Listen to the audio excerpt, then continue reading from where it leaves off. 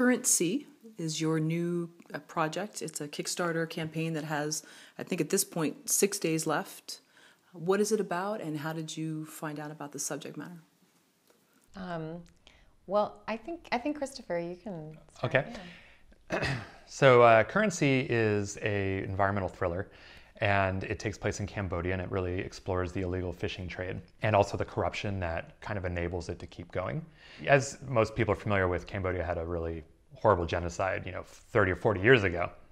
And in our movie, we didn't want to really touch on that much, but it really does sort of set the climate for what's going on there. Ever since that happened, the genocide, wiped out a whole culture of academia and almost a whole generation of people. So now what you see is the people who kind of came into power and filled that vacuum, the power vacuum, have been running the country for a long time. And the country is become really corrupt and kind of run on this informal economy. And it's also undergoing rapid development now because the development had been so depressed for so long. And those two things together have created this environment where lots of resource exploitation has been happening, and the proceeds of that have not gone to the country but to individual members of the government and sort of rich people in the community who have relationships with the government. So in how that played out in the oceans is that Cambodia is traditionally an agricultural economy, and on the coastline that means fishing and a lot of subsistence and small scale fishing. But over the last 10 years or so, there's been an increase in trawling activity, and I can go over what trawling is in a minute, and also a lot of bigger boats coming in from neighboring countries like Thailand and Vietnam have started competing with the local fishermen on a more industrial scale, which then in turn forces some of the local fishermen to increase their ways of fishing, oftentimes through really destructive fishing techniques that are outlawed in most other countries and even are outlawed in Cambodia. Those laws just aren't enforced. So it's become this sort of arms race of destructive and illegal fishing practices in this part of the ocean. And in order to get away with it, they basically pay off those corrupt local officials who pocket the money and then choose not to enforce the laws. That is the background of the issue. But what our film follows in particular is an investigative journalist who has been writing about these issues for the last 3 or 4 years in Cambodia, or actually 4 or 5 years at this point. And then our other main character is a conservationist who's trying to create a marine fisheries protected area. And in that process, patrols it and kind of confronts a lot of these fishermen, which often turns into serious confrontations and conflicts. And sometimes they're violent, sometimes they're dangerous for him and his crew, and they cause a lot of turmoil for his project. Would you say it? Yeah. Yeah. So those are the two main characters, but we also follow some local people. There are actually 4 young Cambodian university students who are actually, as far as we're aware, some of the first in their country, particularly in their age, that are actively pursuing careers in marine conservation. And we follow the 2 female students in their group, and they were staying with Paul on the island to do their thesis project, and they're doing it on creating a small artificial reef and monitoring that, which what they'll learn there, Paul and his crew are scaling up now that they've been approved for their larger marine fisheries protected area. They're going to use that same process to demarcate the boundary of the area and kind of put in these snags for the trawling nets. But they also create habitat for local wildlife. So. And which one of you came on first? Stephanie, did you hear about the project first, or was it Christopher? Well, I've been working in Cambodia for probably, the past 3 or 4 years. I started interning out there. I had an internship in human rights, and I was working at an NGO that was monitoring the Khmer Rouge tribunals. And I kept going back there to work on another documentary of mine, and I became friends with Christopher a couple years later.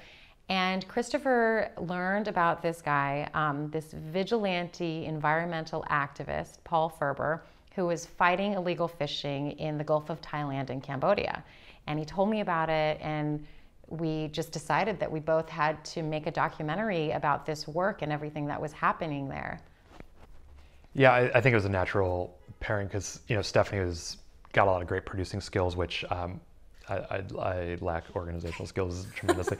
But also, yeah, I'd never been to Asia at all, and she spent a lot of time over there. So as soon as I heard about it, I'm like, I know the perfect person to approach about working on this together. So she's been indispensable. I honestly don't know if I could have or would have done it without her. So. Well, yeah, and the film wouldn't be what it is without Christopher. It's been his filmmaking has been absolutely superb and very impressive. It's, you know, over the past year that we've been working on this, it's a lot of run and gun out there, and Cambodia is difficult to shoot in. It's usually 90% humidity and at least 100 degrees, and especially on the island that Paul lives on. And but things have really evolved naturally from us working together to working with Paul, and meeting and Matt and having him be part of our story too, and all of the other Cambodian characters that we've been working with. It's been a really natural evolution. Right. Yeah, the Kickstarter video is phenomenal, so we'll put a link underneath this video for people to look at. So was Paul, the first person that you contacted, or how did that transpire? Yeah, I think you reached out to Paul. Yeah, I guess when I heard about Paul, I found he has an organization that he started called Marine Conservation Cambodia, and I went to their website and sent an email, I think, to the general information email, and we actually heard back from this woman, Charlie, who is a photographer and was, basically found out about Paul and kind of just was volunteering her time to help coordinate, because on their small island, they don't actually, well, at least at the time, didn't have good or any really cell phone or internet access. So Charlie would respond to their communications, and then she eventually set up a call that we had with Paul late one night. Yeah. And it's like a 15-hour time difference, I think. Yeah. And they were, I think that we got them at the right time. They were trying to figure out how to do some fundraising, and I think that they thought that, having some more exposure in the media would help them with that. So Stephanie actually had already planned a trip out there 3 weeks from that conversation, and that was right around the same time that I was thinking would be good to go. And so I ended up buying a ticket because she already had one, and then we went together and we worked for about 10 days on this project, and then maybe 3 or 4 on some other projects that Stephanie had. So yeah. I'm just curious, what type of an email are you sending to someone? Because you know that this could make or break whether they respond to you. Is this a long email, short email? How are you wording it? Yeah, so in documentaries, access is probably 25% of what makes a successful project, maybe even as high as 30 or 40. Luckily, after doing Tiny, I think that being able to say that I had a film on Netflix, and it's funny that Netflix is the catchword these days, but yeah, saying that I had a film on Netflix has opened up a lot of doors in that regard, and people take you more seriously. So that's really fortunate that I could do that. So basically my email would look like a little bit about my background, how we found out about them, and just let's talk more. Not really, because we also don't really know when we reach out to people what we want to do necessarily with them. Because you kind of hear what might be a good story, but you don't really know until you kind of get there and you see what's going on. In fact, when we started this, we also thought it was going to be a short film. Mm-hmm. And then once we got there, we met Matt, who became our primary character, really. And we realized that the context of everything going on there enhanced Paul's story. But there were other stories, and it was all part of a larger story of what's happening in the region. And then that's when we thought we could make a feature. So we just, you got to keep things fluid and open in the early days. And so we kind of just have a very broad idea when we contact people that we want to do something, we think, but we're not sure what. Yeah, and I think something important too when reaching out to possible characters in a documentary, if you're not sure, is just making sure that they feel safe in the email, and making sure that you've researched, like it's really important to give the impression that you've researched them and that you know what you're talking about, because just telling them that, you want to reach out to them or that you want to talk to them about a film usually isn't enough, especially, if people have been kind of burned by media or, haven't always been portrayed in the best light or are unsure of what kind of context something is going to be shown in. So it's really important to make the people feel safe so that they can at least have an initial conversation with you. And not to correct you, but I would say that even rather than making them feel like you've done the research, it's actually, doing the research. Doing the research. Which is what I think you meant, but Yeah. I mean, you have to do the research. You have to know what you're talking about in the email, as brief as it is in the beginning, and you have to, just show your stuff a little bit.